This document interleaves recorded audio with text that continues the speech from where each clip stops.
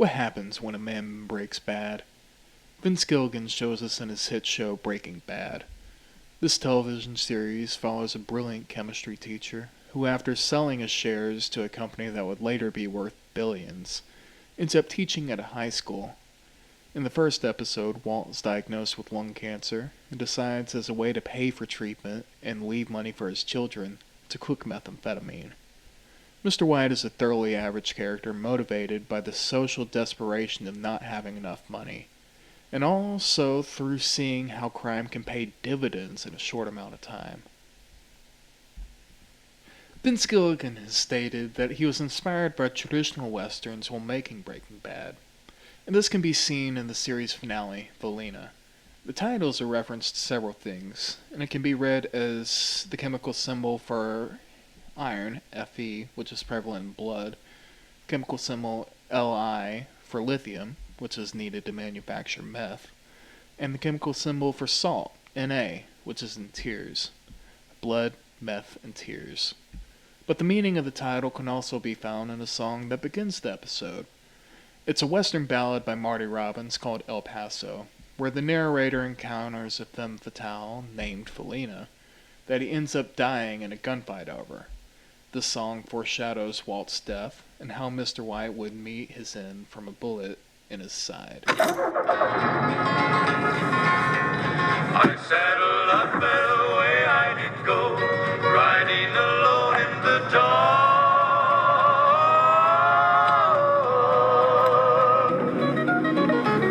Maybe tomorrow a bullet may find me. Tonight nothing's worse than this pain in my heart. Gilligan was primarily inspired by westerns for the visual feel of the show, but also drew inspiration from film noir. Not only in his story, how crime ultimately does not pay, but also visually and how darkly lit some of the scenes were, especially in the last few scenes of the finale. Primarily the scene with Uncle Jack, the leader of the Nazi gang that stole Walt's fortune and killed his brother-in-law, bringing Walt in to talk to him and wrap up loose ends before killing him, parallels how Walter Neff in Double Indemnity confesses into his dictaphone for his boss. Both scenes are fairly darkly lit and take place at night. In Double Indemnity, Walter Neff, who is a conventional insurance salesman, is convinced to commit murder for a femme fatale by the name of Phyllis. They take out a life insurance policy on her husband. And though Neff commits the murder, his boss suspects foul play. After the murder, Phyllis grows distant from Walter, eventually shooting him, which he shoots her in return. After Neff was shot, he drives to the office where he leaves a confession for his boss. The parallels between the endings of Double Indemnity and Breaking Bad are more than just the dark lighting.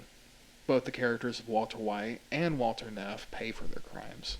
Both characters indulge in at least one of their desires before dying.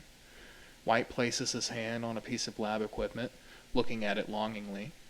He falls to the ground while the song Baby Blue plays, and passes away while sirens approach. Neff parallels this. After staggering to the front door of his office, he falls to the ground, and his boss indulges in one of Neff's final desires, and helps him light a cigarette as sirens approach, and it is implied that he has died. A basic pattern in film noir is that the guild of characters who have committed a crime consists of an inner weakness that prevents them from resisting the lure of desirable objects. It's best shown by Walter Neff's confession, summing up these superficial desires. Yes, I killed him.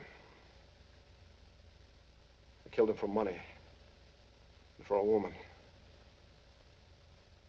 And I didn't get the money, and I didn't get the woman. Pretty, isn't it?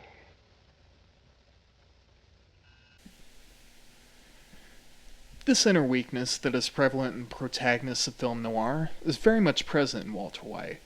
It can be seen in a very similar quote from Felina as Walt talks to his ex-wife. Skylar. All the things that I did. You need to understand. I have to hear one more time that you did this for the family. I did it for me.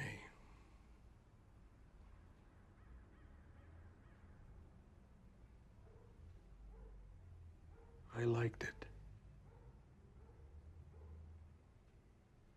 I was good at it. And I was really...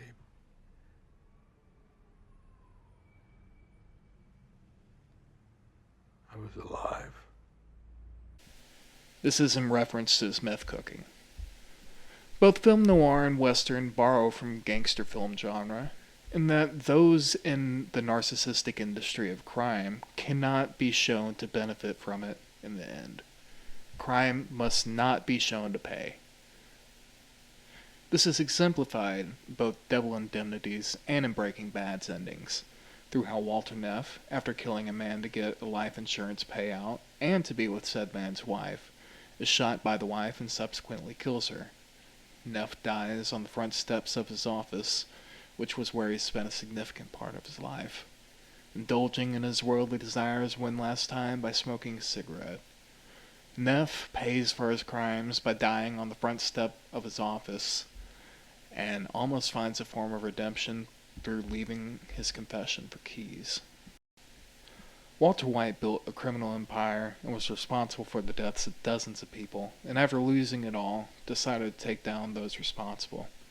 In this last scene, he wraps up the story by getting his revenge, orchestrating his death, and gaining some form of redemption by freeing his former business partner Jesse from slavery.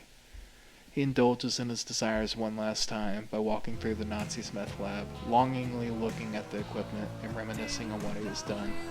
Walt finally pays for his crimes as he falls to the floor. I guess I got what I deserved. Are some of the lyrics to the song Baby Blue by Bad Finger that ends the show and plays over this scene.